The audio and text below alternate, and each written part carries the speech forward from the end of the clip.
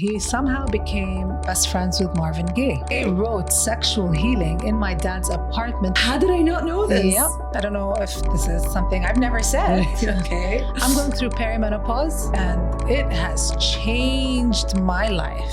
That crash that I used to get by 4:35 p.m., I'm like on a downer. It has nothing to do with age. No. It really doesn't. And I think that's a huge misconception. What have you stopped apologizing for? Taking my time, saying no when I want to say no, chasing what it is I want. There was such a taboo. Nobody would really talk about it. I came out and said, okay, I've taken Mounjaro and you're going to see me work my butt off. It's showing up really authentically. No bullshit. Did anyone make you feel that way? There is one person I really don't want to talk about it. Everybody looks up to her. Everybody thinks she's like so caring and giving. That was a hint. But it's what she never said.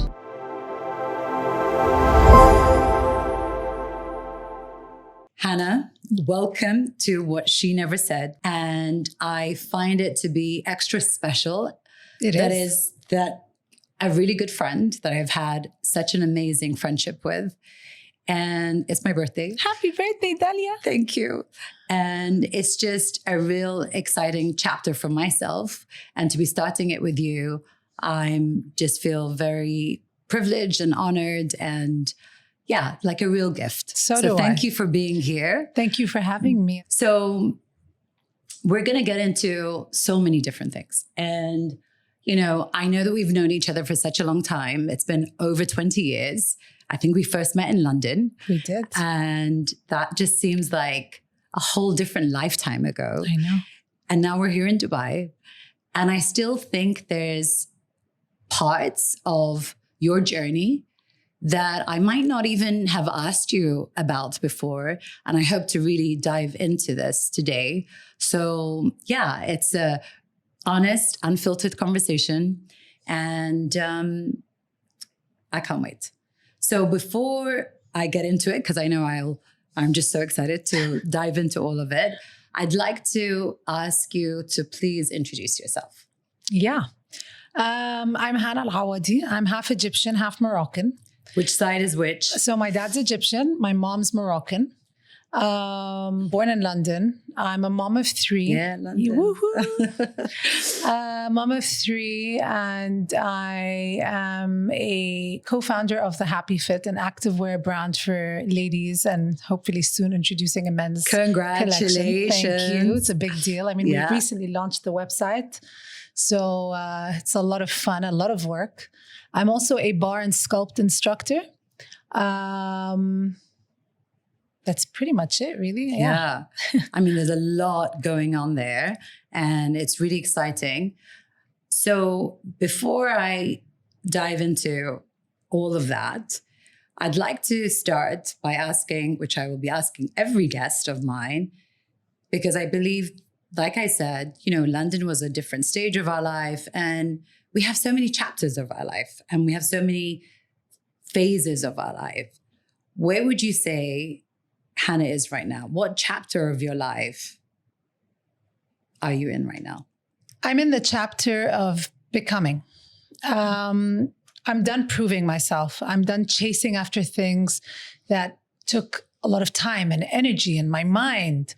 And I'm in that place where I just want to give my energy and focus to what really truly matters to me, building, growing, and being around the people and the things that matter to me most and want to see me succeed, even for myself. Yeah. I want to trust myself. Yeah. Or actually, no, that's wrong. I'm sorry. I do trust myself now. I trust my actions. I trust my thoughts. And so, yeah, that's where I would say I am. That's so powerful. I love that in the becoming.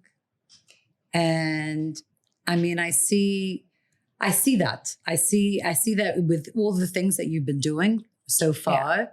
So when I think of something like work-wise, I'm done with just writing them down and then going to friends and talking about it. It's like more like putting them down, action plan after that, and really going for it. What do you think? That's just so interesting. What do you think shifted? Like what shifted between, was it a mindset shift? Was it something you heard? Like what made that sort of like older version of Hana, it sounds like it's, Released. Released. Yeah. That's a good word. Versus owning it. Yeah. So it's not something specific, to be honest with you. I think it comes with age. Knowing my worth, knowing where I want to put my energy, what kind of energy I want to receive. Yeah. And just like going for what really truly matters to me. And finding the time to do so, because you can always say, I want to do this, I'm going to do this. But if you don't find the time and the headspace to do it and actually go for it, you're just going to linger on in your space of, oh, that's where I want to be. But you're not going to get there unless you make these little small steps or changes to reach that. Yeah. Or make the time for it, make the space and the time for it, especially that you're a mom and you've got 3 kids. Yeah. And that must take a lot of your time and energy, I would imagine. So how do you balance that? Honestly, I work most when my kids are at school. Okay. And I found that I work best and most when they are out of the house. Only because obviously when they're home, there's like, mommy, I want this. Mama, do that. Mommy, he's pushing me. I don't know what. So I give my work the most time after my workout. And then I wake up with the kids go off to school. I get my coffee. I'm in the car. I'm going to a workout. I come back home. My laptop's on the dining table and I just sit and work from there. Yeah. Right into it. That's like my peak. Yeah. And I would say, I don't know for yourself, but I feel like I have the most energy in the morning. Oh, 100%.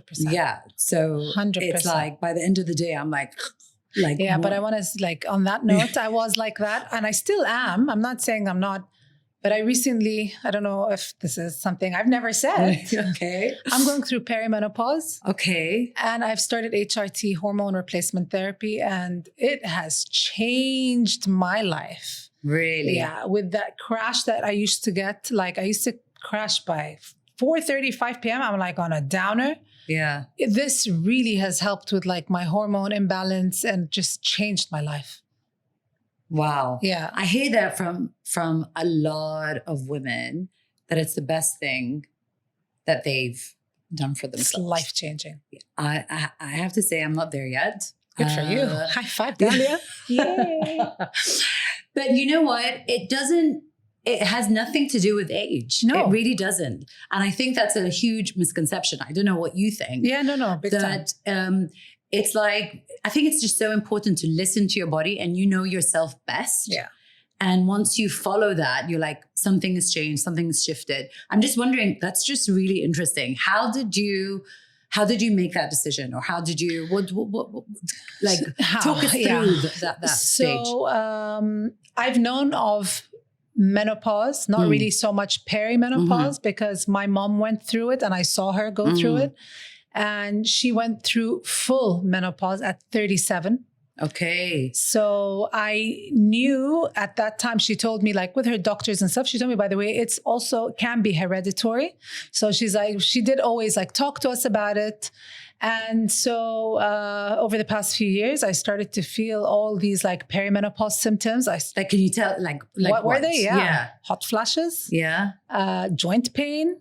Joint pain like all over or like my like literally I'd walk into a class and my teacher would be like, anyone with any injuries? And like, because they know me, I'll be like every time like, yeah, it's like head, shoulders, knees and toes, knees and toes. Honestly, it's like, oh my God. But so yeah, joint pain, hot flashes. I used to wake up in the middle of the night, not get enough sleep. And once I'm up at like 2:30 a.m., I can't go back to sleep. My sleep was just terrible. My mood swings. It was overwhelming. It was a lot on my body and I kept working out. And then it would come to a point where my body is crashing. I'm working out the same as I did previously. Yeah. But so nothing's like changed within your day-to-day life. Not at all. Okay. But my body started to kind of die on me. I don't want to say that, but you know what I mean? Like just block me off. And it was like telling me, okay, now you need to go and just chill at home and rest, put up your feet, relax. And it would take me days for me to recover from that. And then I'm back in the gym for a few weeks. And then the cycle goes on. And then I went and did blood work and found that there was a hormone imbalance and that I was perimenopausal. And my doctor prescribed me with progesterone and estrogen. Yeah. And I'm now in my 3rd month. Life-changing. No. Life-changing. I feel like I'm back to myself. Wow. I feel like my energy is so much better. Yeah. Don't get me wrong. Obviously, with like my day in, day out, every day, I get tired. Like I'm a human, right? Yeah, Obviously. of course. It doesn't mean you're going to be... But it's not what it was before the HRT. Literally, I'd come back from my workout. I never nap. Ever. Like all my life, 41 years, I've never napped. I used to come back and nap on the couch. Not nap. I'd literally be sitting there with my laptop and fall asleep for like an hour, 2 hours sometimes. So yeah, no, life-changing. Well, I'm so happy that it sounds like it has been life-changing and back to your day-to-day basis with the right kind of energy that you had before. And I think it's just really important to just remind everyone that, go get checked. Yeah, 100%. Go get checked and just be up to date with all of that stuff, because it does matter and it does make a difference. And I would say definitely, no one needs to live through agony or any kind of pain. Yeah. So yeah, that's, I think that's a really important message. So thanks for sharing. Thank you. So you said something that was really interesting when I asked you about the chapter of your life. And you said that you are not going to friends perhaps and asking them their opinions or and trusting yourself more and going for it. What have you stopped apologizing for? I'm done apologizing for taking my time with anything it is I want to do. I'm done apologizing for saying no when I want to say no. Yes. I'm done apologizing for not wanting to give you my time and energy. So you'd say like you're more like selective? Oh, 100%. Okay. Who I'm going to give my time and energy to. I'm done apologizing for chasing what it is I want personally, me. I really believe that you need to be selfish to protect yourself, to get what you want done, to get done, to enjoy the little things, I'm done apologizing for not being able to be there for everyone. Yeah. All my life, I was always that person and I wanted to be that person. That's the funny thing. What's that person? That person was, I wanted to be there for anybody when they needed. Anybody, whether, and this means opening up my space, totally becoming vulnerable to accepting your energy and what you are feeling. Yeah. And by the way, I still want to be there for you. But there are times where, you know what, your energy at that time is just going to mess up my energy and my day. And then it just puts me off on a wrong foot for my day. And I'm just done. I have to. There's a time for everything. Yeah. So I'll happily be there for you. But if it's not the right time for me, then I will kind of shift, not in a rude way, just shift to when I'm going to accept for you to bring in that energy into my life. Yeah. I have to just give you a high five. I love you. Yay. Honestly, because that is so powerful. And I think really like as women, we are constantly giving. Yeah. We're constantly giving, whether it's to our husbands, whether it's to our partners, our kids, our families, our parents, best friends. Like we just give. We give so much and unconditionally. So, and usually we leave ourselves last. Yeah. And I agree with that. Like that whole, let me look after myself first. And by the way, when you look after yourself, you can give so much more. If I don't take care of myself, if I don't get that time to myself in the morning where it's quiet and calm and I'm not protecting myself, by the time my kids come home, I'm not going to be a mom that they want to be around. Yeah. I'm going to be this frantic mom who's shouting, who's screaming, who's moody. And there are times I am. Yeah. My kids can definitely vouch for that. But I think of like, what kind of mom I want to be? What kind of partner do I want to be? What kind of friend do I want to be? Who do I want to be for me also? And I take a few steps back and I think of how am I going to reach that? Yeah. And to reach that, I need to be selfish. Yeah. I think it's just it's like what they say, you need to put your oxygen mask on first Yes. before you assist the person next to you. Yeah. And I think that is it. You know, it's like you want to show up as the best version of you. And in order to do that, it's just so important that you examine, where is my energy leaking? Or where are my boundaries leaking for sure? So that I can show up in the way that I want. Yeah. So that's amazing, really. I want to go back to something else. So Hana, you've now, I think is it the third time you're in Dubai? This is my third move back to Dubai. Yeah. My husband keeps like, okay, let's go, pack the bags, we're moving, pack the house. But it's been amazing, to be honest. Everyone always asks me, oh my God, you're moving again? Or like, how do you do it? Yeah, how do you do it? Do I get a choice? It is what it is. You just go with what goes, you know? I mean, we moved for my husband's work. Yeah. And that is a priority in our family, obviously. So I'm going to just follow him where he goes. The first time I moved here was in 2014. Okay. I was here for a few years, moved back to Cairo, was there for a year, moved back to Dubai, was here for about 2.5 years, moved back to Cairo for almost 5 years. And then we just moved back again about 2 years ago. And now you've launched this business. Yeah. Which is Happy Fit. Yes. Tell me more about that. I know that you're doing it with your sister. So my sister founded it. I remember she called me years ago, maybe 6 years ago. Really? And she's like, I have this idea. I want to start an activewear brand. And I was like, and she's like, do you want to do this with me? And in my head, I was like, no, who wants to shop our activewear brand? There are all these epic, huge, like big companies out there. I was like, no, I don't think so. I don't want to put any money into this. And then so she's like, you know what? Okay, fine. She lives in London. She started, and I was living in Cairo at the time. So she still went ahead with it. She went ahead. Okay. Yeah, she's a go-getter, this one. Amazing. Yeah. Yes. So I was based in Cairo at the time, and I was helping her sell in Cairo. And when I saw the actual product for the first time, I was like, oh my God, this is amazing. Like, and when I wore it, I just felt incredible, like how sculpting it felt and how it held me tight and how the colors were amazing, the fits, the styles. It was just, I was blown away. And at that time I told her, I was like, okay, Heba, I think I'm joining you. I've changed my mind. You don't have a choice here. Yeah. And so we kind of joined, I jumped onto her ship really. And we did that for a few years when I was in Cairo. And then when I moved to Dubai, it was very hard to manage Cairo and to be here. And then I was like, hold on a second. I think this is where I need to set it up.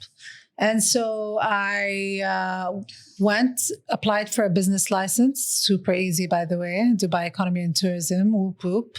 It was so smooth. I just had to go into the DED cafe and fill out some papers. Everything else was online, super easy, super smooth. We are so lucky. Yeah, we really are, because honestly, I think had that been like a struggle for me, I might have just been turned off to continue to, you know, like sometimes you feel like it's going to be too much work, not work. It's too like difficult, like rigid, complicated. And because it's like I'm doing this alone from here with no help. I was a little like 1 foot in, 1 foot out, scared. Like, how is this going to be done?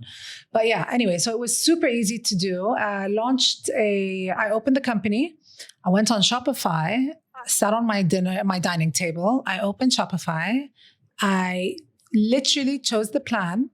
And then like it has this chat bot, like, which tells you, okay, now you need to do this. And I built the whole website on my own. Incredible. Yeah.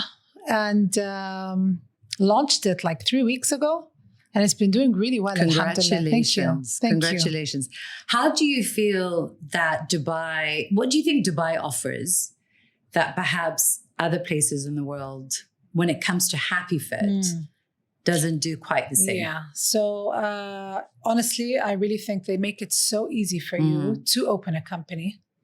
And everything is just black and white. Everything's on the website. It's so easy.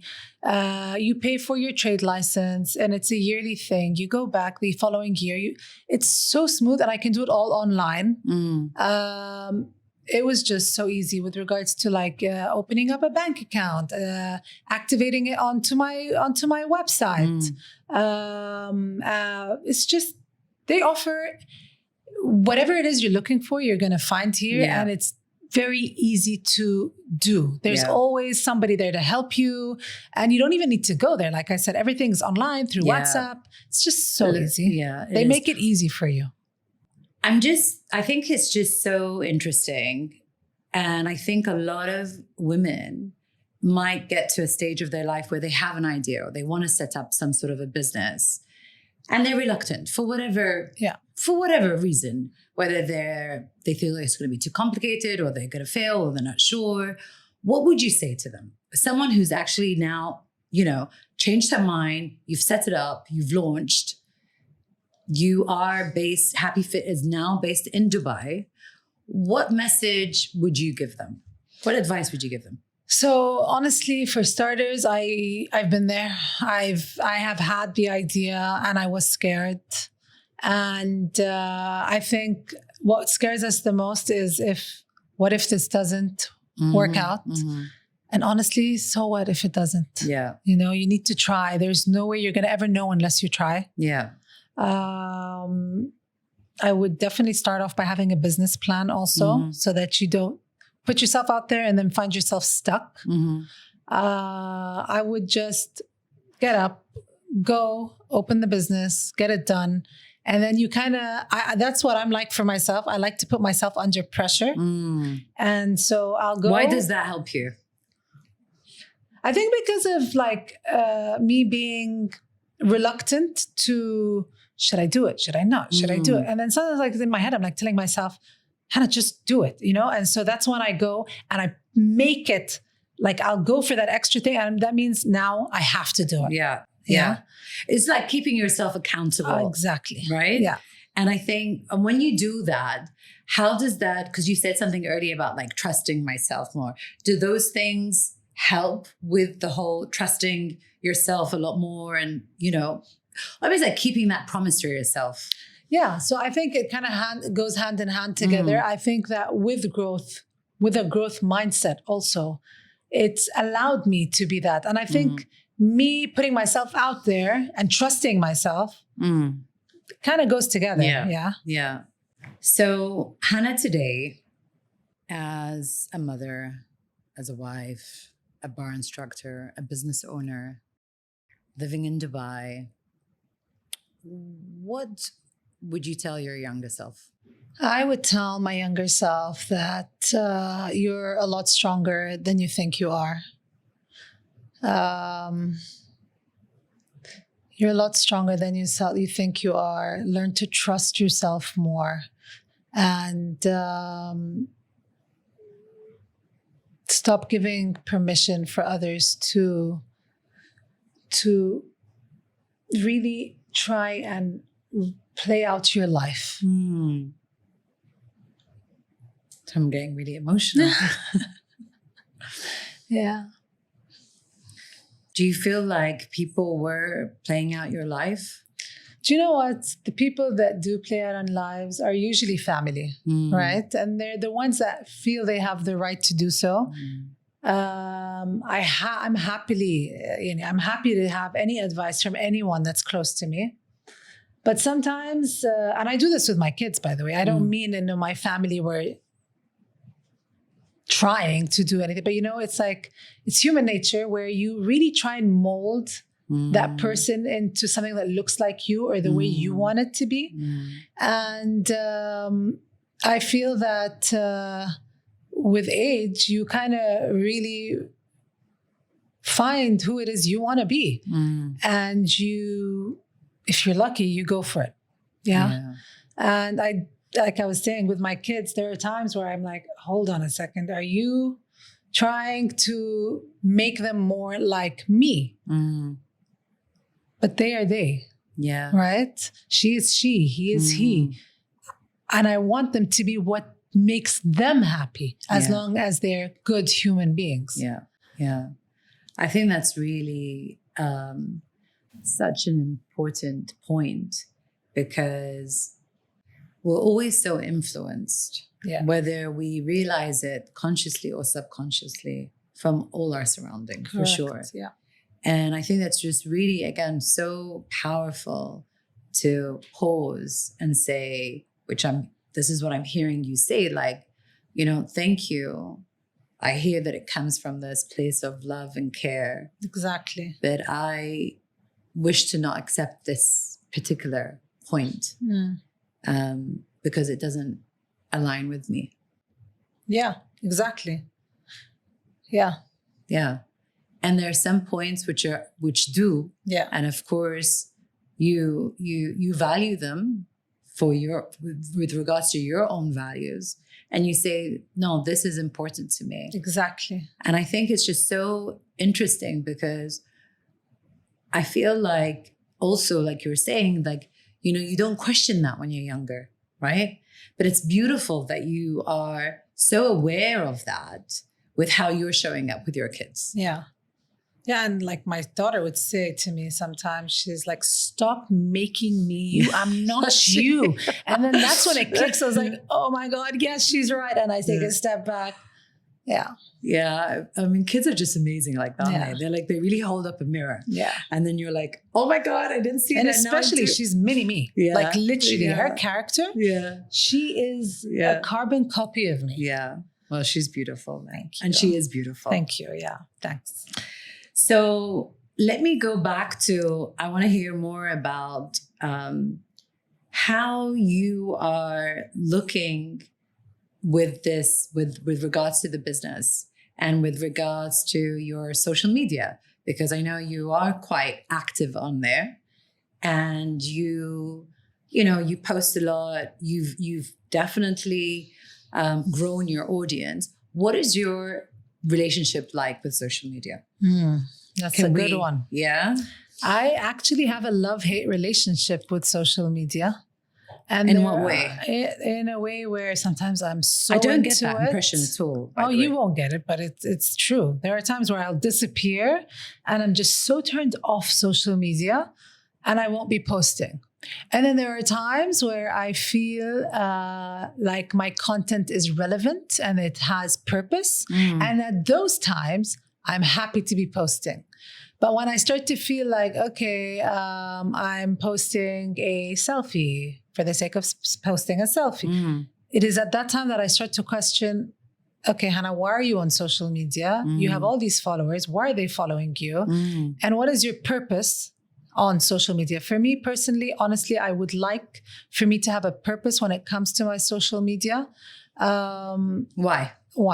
I want to give you something that's real. I want to share things that I've personally gone through that can actually help others.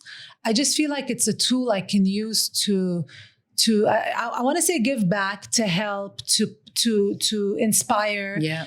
I want to use it in that way. Why? I don't know. Yeah. I don't judge others who use it for other ways, and I actually follow them. I like their pictures and I'm like, oh my God, she's so beautiful. Whatever it is, you know what I mean? But for me personally, I think it's just something to do with my character, where I feel like there needs to be a reason to what I'm posting. Yeah, there are times I would post a picture, by the way, like sometimes I post a family pic. Yeah. And then I go to bed. And I promise you, I wake up at like 1 a.m. with palpitations and I freak out that I've posted that picture and I go in quickly and I'll delete it. What goes through your head at that time? I don't know. It's just like, I have a personal account. Why am I posting that on my public account for everyone to see? What was the purpose of me posting a beautiful family picture? What was it? What are they going to gain? What am I going to gain? Absolutely not. A couple of likes, And I just feel like... Is it your way of protecting? Do you feel like that's the way of... Yeah. 100%.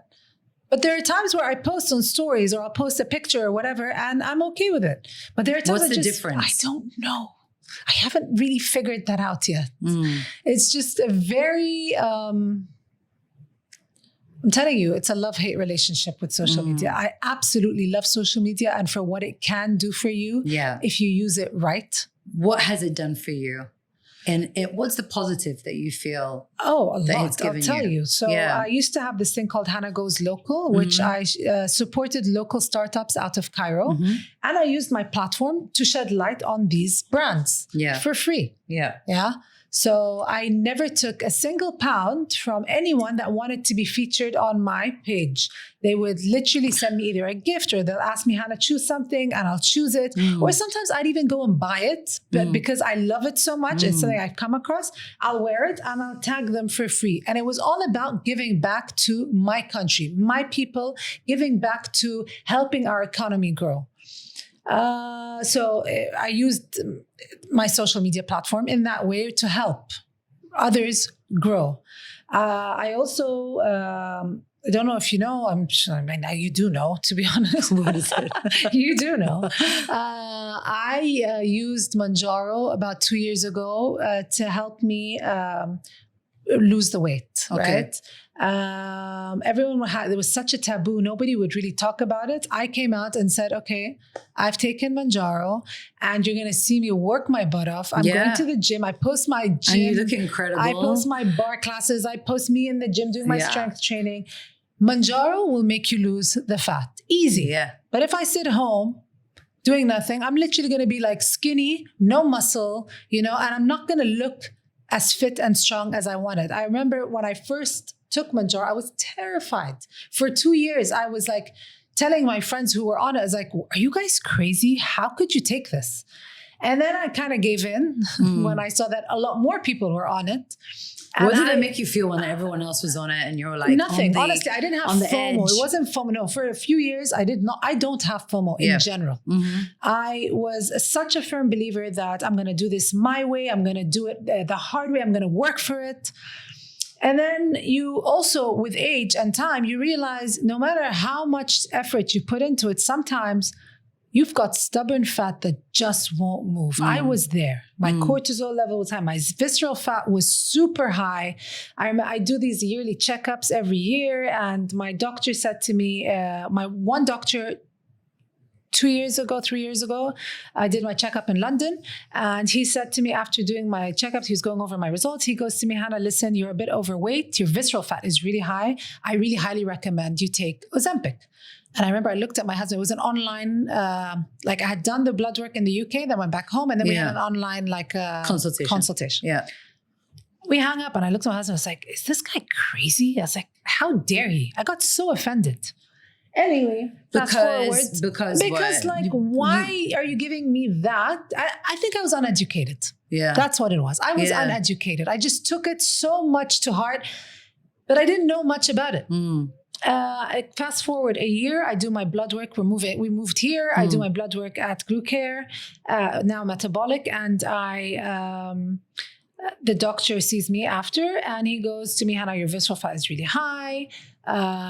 You really need to do something. He's like, I highly recommend you take Mounjaro. And at that point, I was like, I'm done. If 2 doctors are telling me, and I've really been working my butt off to work, working out, trying to eat clean, and I love food. I was like, you know what? I'm going to do it. I'm going to do it right. I'm going to do it with the doctor. He explained everything to me. Anyway, I took it and then I used social media to share your journey, my journey, exactly. But I wanted to share, not that I just took the Mounjaro. For me, it was more about, there's so many people taking Mounjaro and they don't talk about it. But if you are that person, first of all, make sure you're doing it with a doctor. Second of all, make sure you're doing strength training for your muscle because these GLP-1s do make you lose your muscle mass. And make sure you're having enough protein. So again, I use my social media as a tool to help and inspire women who were on it or were looking to do it to see what it's like to use it if you're doing it the right way. So that's another way I used it. I mean, I think it's showing up really authentically, and people, they appreciate that because it's just like, no bullshit. Yeah, exactly. This is how I've done it. And that's how I want it to be. Yeah. I want to be as real as possible. Once that camera makes me feel that I need to act in a certain way and not be myself, I promise you I will walk away from social media. Yeah. If I can't be myself, the silly me, the crazy me, the fun me, the one that's giving back, the one that's working out, the one that's eating, the one, I have all of those in my life. And I want to show every part of it, in that aspect. Yeah. Do you think there was a point where you weren't showing up like that? Yes. And at that time, I kind of took a step away. I'll tell you when. Yeah. After Hana Goes Local, when I had Hana Goes Local, I felt I had a purpose on social media. After I stopped Hana Goes Local, for the longest time, before Happy Fit and before my bar training, I didn't know who I felt. I know who I am, but who am I on social media? Yeah. Do you think it's like a different version of you? No, it's not different. But if I don't have something that's worth it to show or to say or to inspire or, I just don't think it's worth it. Yeah. At all. Yeah. So it changed. So that was almost like a rediscover a different identity or a different purpose. Yeah. So after Hana Goes Local, for the longest time, I didn't know what I was doing. Now that I'm doing my bar and I'm doing the Happy Fit, I have a purpose. I have a reason why I am posting my workouts. That's to show that the Mounjaro life continues, but like as long as you're working out and you're staying in shape and you're staying healthy and fit. And then I also show my Happy Fit clothing. This is a way that I use my platform to showcase my brand. And then I also share about my classes, so I feel like there's a purpose to why I'm posting. Yeah. I want to go back to this point of when you said that in-between stage. Yeah. Because I think we've all been there. Yeah, for sure. We can all be in those in-between stages of our life. And there might be someone listening to this, and this is why I'm doing this and on social media, is for that impact. Yeah. Can you talk me through a little bit what that stage was like for you? And, yeah. Like what was going through your mind? It was, I lived my life normally, obviously, right? Nothing changed there. I just felt at times where using social media, I was using it for like birthday wishes. I was using it to scroll just to waste time, really. Me, I know what I want for me. I know who I am. I know how I want to be, not perceived, but I want you to see me as I truly am. And I just felt like at the time where I had nothing to offer, I better stay. I don't want to say off. I was posting birthday pictures, travel, whatever it is, but I was a lot less active online. Okay.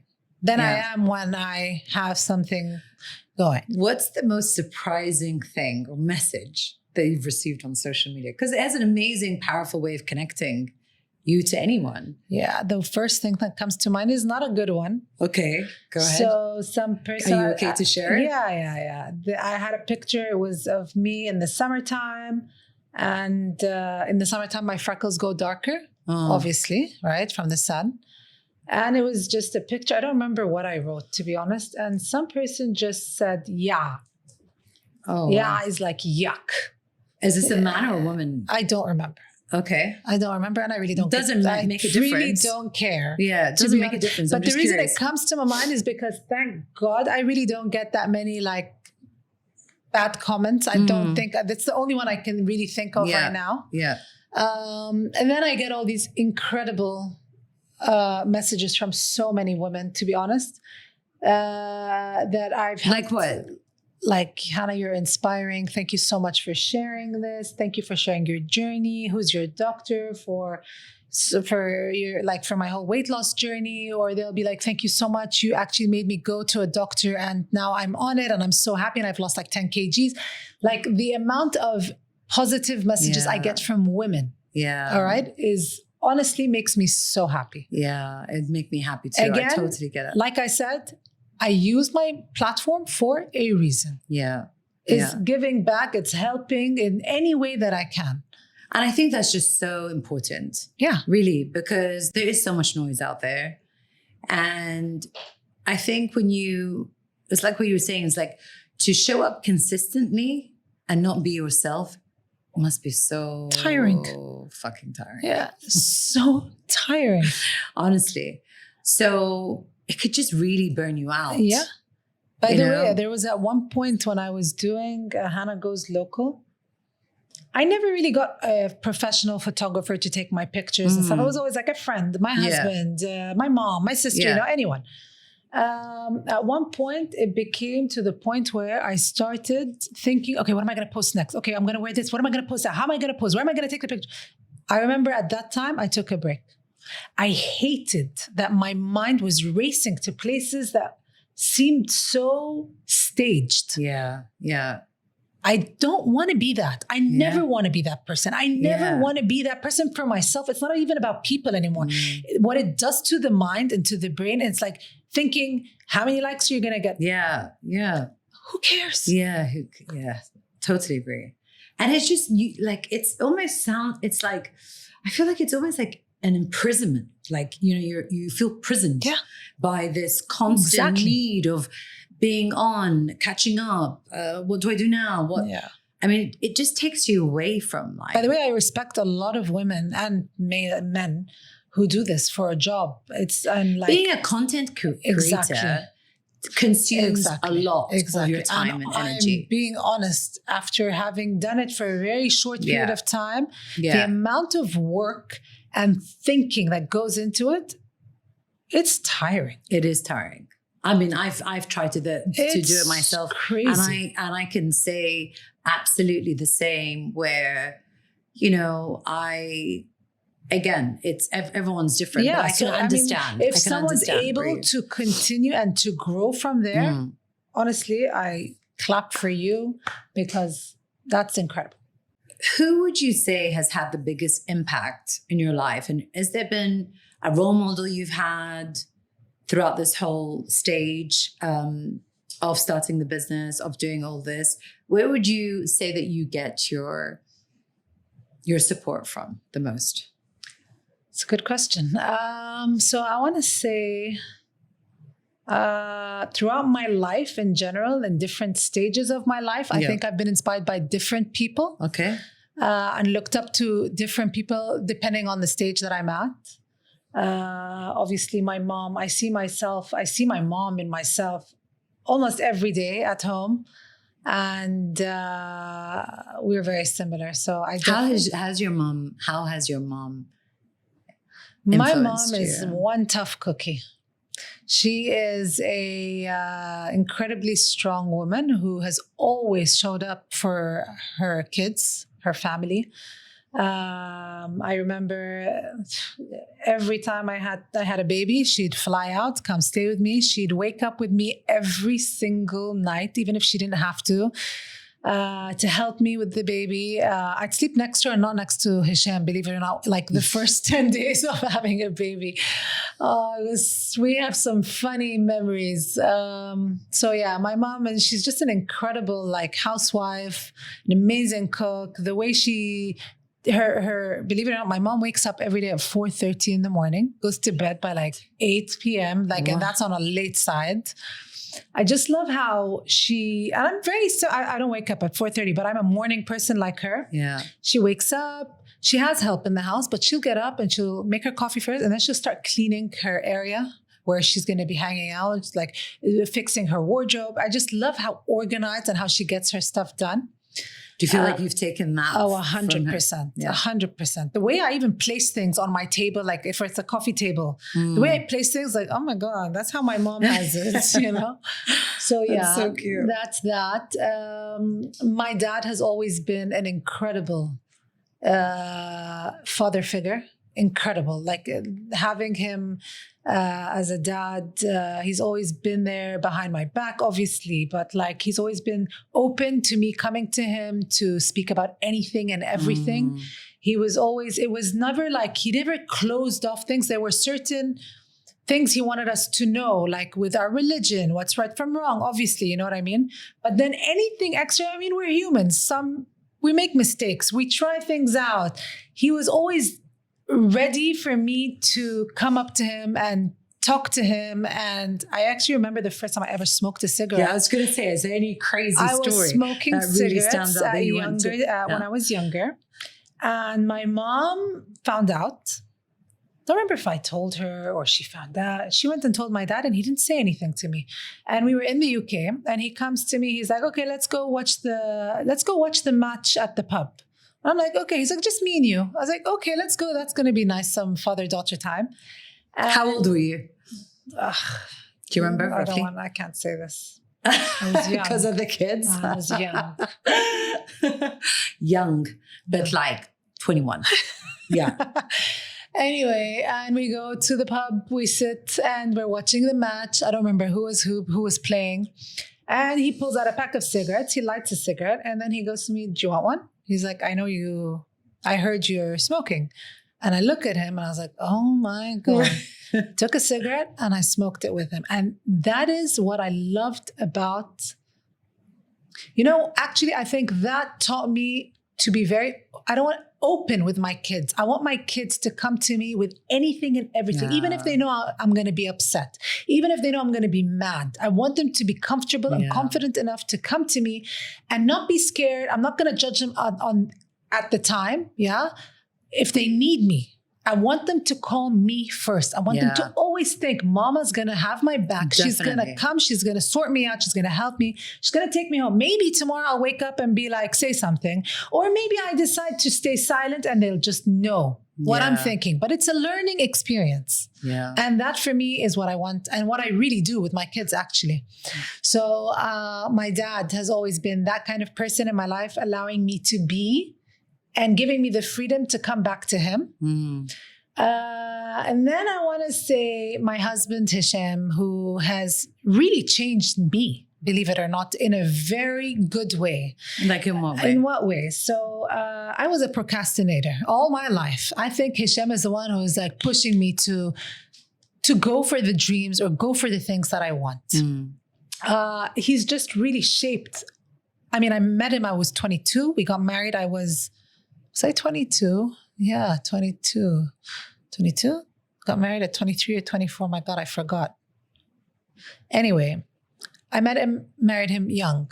And that is very young. So being with him, and he's 10 years older than me. Yeah. So 10 years older than me, he's light years away, right? Yeah. And so at that stage, kind of adapt, exactly. You kind of adapt and learn as you're growing in that adolescence life, like an aged space that you're in. You kind of watch and grow and you adapt and you pick up the things that you like. And so I honestly believe that he's really changed me to the better in every aspect of my life. Does he see it? Yeah, I thank him for it a lot. Like sometimes he'll make fun. He's like, oh my God, you've changed. And he's Really? like, I did So that. cute. And I'll be like, you know what? Yes, I'll give it to you. You influenced that, but I did that. True. But he's always been so supportive and helpful. And he's, alhamdulillah, thank you. Yeah. Thank you, Hisham. Yes, thanks. Because otherwise, who knows? But I mean, I think that's just really, they always say like the closest people to you are the ones that influence you the most. 100%, right? yeah. And whether that's a partner or your best friends or work colleagues, it's like selecting those around you is super important. 100, but you need to choose who's going to uplift you. Yeah. And you learn that with time. Yeah. Right? You will always have that friend who's always bringing you down, saying things that just in your head, you're like, really? Yeah. So it's selecting the people that really uplift you. Have you ever had to cut off from someone like that? Consciously? Has that ever happened? I don't think that I've ever cut anyone off like in that sense. I feel that I move myself away from people whose energy is very low and are always complaining or very dramatic. I hate that. Yeah. I mean, I can take it for a few minutes. Like after that, I kind of just, okay, I need to protect my energy, protect my space, and just khalas, I need to kind of walk away. What else do you do to protect your energy or your time and your space? I mean, I know you work out. I do. I work out religiously. What's religiously? So yeah, I do. Most weeks I do 6 days a week. I'll do 3 days of warm bar, and I'll do 3 days of strength training. How has that changed with how? Because I mean, for me, I'm the same, but I mean, different types of workout, and it gives me so much. Personally, it gives me so much energy. What do you feel like is the difference? Were you always like that?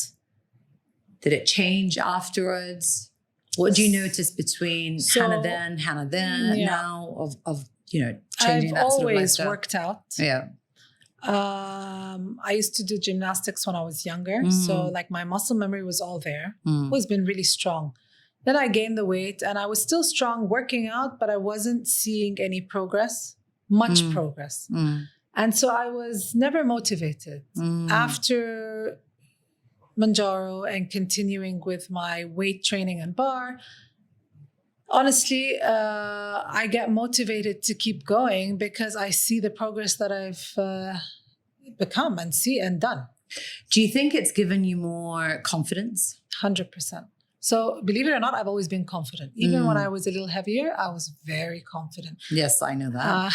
I know that. Yeah, I know that. I think it's just my character. I've always been like confident. Yeah. And I think today I want to say I'm more confident in the way I dress. Okay. So previously I would always wear looser, bigger things to hide well, but still look good and feel good. But I knew that I was covering up. I was always looking for these loose long dresses or a loose t-shirt, Today I'm like, I'm never going back to these loose. If I see a loose thing in my closet, I'm throwing it out. Literally. And there's a reason it reminds me of that time. Yeah. And I'm like, no. Like when you say that time of always struggling and trying to lose weight. It's a struggle. For over 20 years, I've like on and off trying to lose weight. It's like, look, I've been there and I think it's, it can be really restricting. Restricting. Yeah. It can be really restricting because you feel like I wouldn't necessarily dress like that if I perhaps were a bit more comfortable. And again, you know what? I think the most important thing is how you feel comfortable 100%. With your body. And there's not a particular size or weight not or anything like that for sure. By the way, I never wanted to be skinny. Yeah. Ever. Yeah. It was not about being skinny. Yeah. I wanted to be fit. I wanted to be strong. And I want to challenge myself to do more fitness-wise, right? Yeah. So whether I want to do a high rocks next, I don't know. Like I think about it a lot, and then I sit and look at all these people like training for it. I'm like, okay, maybe not, or maybe not right now. Maybe not now. Yeah. Exactly. Yeah. But like, it's me finding what, like you said, honestly, it's about what you want for yourself, how you feel confident, how you show up for yourself. It's that's what matters. Yeah. I mean, I think it's just really interesting what you just said about the whole closet and clothes and different, because I always say like when you want to step into a new identity or like the higher version of yourself and you're like, this is what I worked so hard to get to. And so this no longer fits who I am now. Because I'm choosing this. Yeah.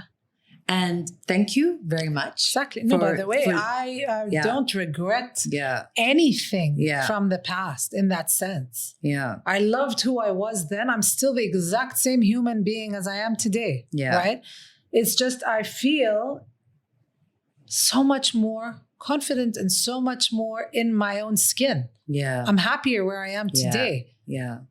That struggle of trying to lose it, it's not somewhere where I need to put much energy into anymore. Yeah. My energy goes in a very different way. I'm happy to go work out. Yeah. I used to go dreading that I had to go to a workout. I used to hate it. I was heavy. My knees hurt. I used to hate it. I was like, okay, tomorrow I'm not going to go because I don't want to do it. Yeah. Today I will go even if I'm out the night before. I don't care. I will go home early or a reasonable hour for me to make sure I get enough sleep so that I can go to my... I want to do it. Yeah. So the relationship with it has completely changed with regards to the workouts as well. Or with regards to just exercising and moving your body, which makes it so much more enjoyable. Exactly. Yeah. When you look at it from that aspect, you're like, I'm actually enjoying this. It's easy. Yeah. It's not like, oh, how do you do it? No, I know how you do it. You want to do it. Yeah, definitely. Hana, what do people least expect about you?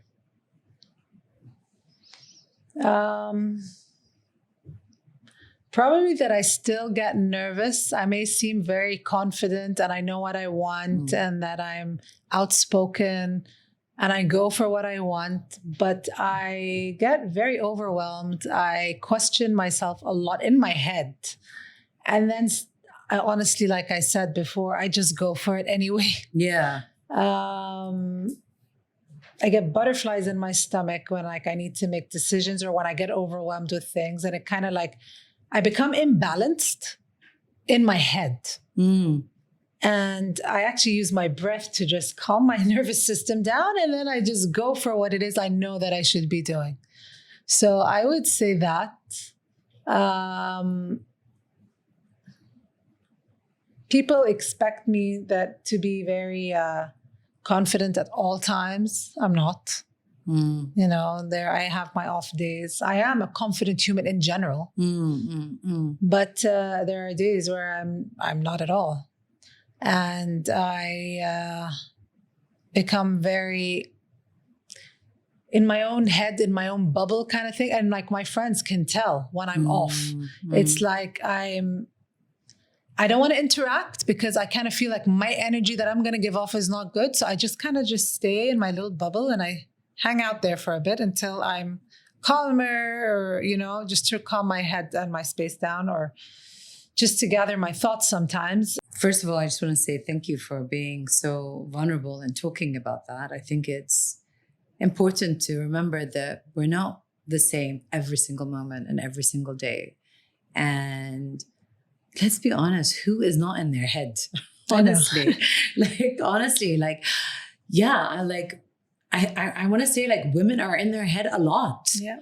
And it's very normal and it's very natural. It's just what we do. We are deep thinkers. We reflect, we question, we pick up so much around us. So thank you for being really honest and saying that. Thank you. Because I think it's just so important to just allow yourself to just be, and for others to be like, not feel like everyone is so perfect and everything is sorted out and everything is worked out, because who's still not working life out? Exactly. You know, honestly. So it's okay, which I think is just, thank you for saying that. Really. Thank you. Yeah. And we're going to get really honest here. Okay. Because I don't quite know this. I know in your social media, there's been a lot of like celebrities, some pretty random, incredible ones. What is the story with that? What's with that? How is there a connection there? What is the connection? Yeah. If you can share. For starters, growing up with my family, they've always had friends who were in the limelight. My dad grew up in, my dad grew up in Cairo, but when he moved to London, when he was young, I think he was like 20, 21. He somehow became best friends with Marvin Gaye. What? Yeah. How did that happen? And Marvin Gaye wrote Sexual Healing in my dad's apartment after a night out one night. No way. Yep, on a keyboard. Are you serious? Yep. How did I not know this? Yep. And unfortunately, Marvin had passed away by the time I was born, so I never got to meet him. But like, I have all these incredible like album records framed to my dad, signed by Marvin, so many, and just pictures. It's incredible. My dad used to go out partying. Sorry, Dad, I'm gonna give all your little secrets away. Stories. No, he used to go party with like Ringo Starr and like Jane Fonda and don't know who and like yeah, big deal. I didn't get to see any of that though. Quincy Jones, who passed away a year or two ago, and Allah yarhamu, he was a really good family friend of ours. How did he become a family friend? He came to Egypt, and somehow my sister was out at a party that he was at, and she invited him to our house for a Moroccan lunch. She said, my family would love to invite you for a Moroccan lunch. She brought him over. My parents were there. We were all there. We had some friends there. My mom made a Moroccan lunch, and he fell in love with the Moroccan cuisine, and he kind of just became a really good family friend. When we've traveled to the US, we'd stay with him. When he came to the UK, he'd sometimes stay with us, or he'd we'd meet up with him out to go out for lunches, dinners, and so on. And so we got to meet a lot of other celebrities with him. I remember one time I was in LA. The first day I arrived, I go to my room and I unpack, and then it was lunchtime, and I was having lunch with Clint Eastwood. What? Yes. Insane. On Quincy's dining table. It was insane. So yeah, I got to go to Oprah Winfrey's 50th birthday with him too. Are you? Yeah. Shitting me? No, I'm not. Wow. Yeah. That was it was at Tyler Perry's house in LA.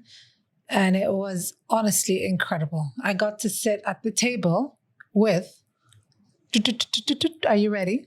Tell me. Stevie Wonder sitting right next to me on my little table with Quincy. My God, and Hana. Stevie Wonder next to me, Hisham next to me on the other side. And then Stevie Wonder's girlfriend at the time feeding him some fried chicken. Yes. That is a story. I know. And then you half. have Hind Sabri. Like Hind Sabri is my sister. Hind Sabri is one of my closest friends. And she's amazing. Yeah, you'll always find her in my posts. When you were in those moments, or let's say when you were first meeting Quincy, I mean, there are celebrities that I'm always I had no idea who he was when I first met him, by the way. Yeah. All they kept telling me is like, oh, he made Michael Jackson. Oh, he wrote Michael Jackson's song. I was like, really? Really? I had no idea. And what was he saying around you guys? By the way, about you? He is the smartest man I've ever met. You talk to him about anything and everything, religion, culture, politics, economy, anything. He will have a book and pictures with whatever it is that subject you're talking about. If you're talking about some culture, I don't know what, he'll have pictures with like the tribe leader, and he'll tell you about their story and how they came and how they went. And honestly, this man is so well traveled, and the stories that came from him were something I'd never hear anywhere else. I'm sure. Yeah. It sounds like it. But it also sounds like take away the celebrity label, like a real humble, an incredible man. Yeah. Incredible man. Not that I know him, but that's what it just sounds like. No, he really is. He was an incredible man. He worked his way all the way up from nothing, right? And he used to say that a lot. I mean, he has a Netflix documentary. You can watch it. Yeah. And did you notice anything where like around those celebrities, like, I was young. Yeah. I was young. Yeah. And shy. Yeah. I wish I got to live that now, because I would be like, woo. No, but really, I was younger. I was always preserved. I was shy. I always had it in the back of my mind. I don't want them to think that they're any better than me. Okay. I always wanted to make sure like I'm standing tall in my place, right? Yeah. I never wanted anyone to make me feel uncomfortable or not that I don't belong. Did anyone make you feel that way?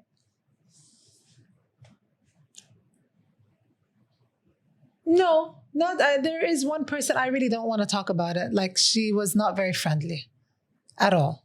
Like, she was not friendly. But whatever, I don't care, to be honest. And it was somebody that everybody looks up to, and everybody thinks she's like so caring and giving and. Ooh, In I feel real like I life, might have a hint. well, that was a hint. So I'm not saying it, but yeah, she was very not But friendly. it's what she never said. I know, but I can't do that. I don't want to. No. I hear you. Thank you so much for sharing all that and for us diving into Hana and Hana's life and mindset and heart and everything. Thank you for being so open and so vulnerable, and it takes a lot of courage. So I really love this conversation, and I know it's going to impact so many women just listening to your journey and how you've gotten to where you are now with everything. So thank you for coming on to What She Never Said. Happy birthday, Dalia. Thank That's what you Can I so sing much. for you? Please. Happy birthday to you. No, I want that real voice. You want the other one? Yeah. Happy birthday to ya. Happy birthday to ya. Happy birthday. I love you. I love you too. I love Thank you so and I much. love Thank your you voice. so much for having me. I'm so happy to be here. I'm so glad that we got to open up, and I'm so excited. Thank you. Yeah. A hug. Thank you.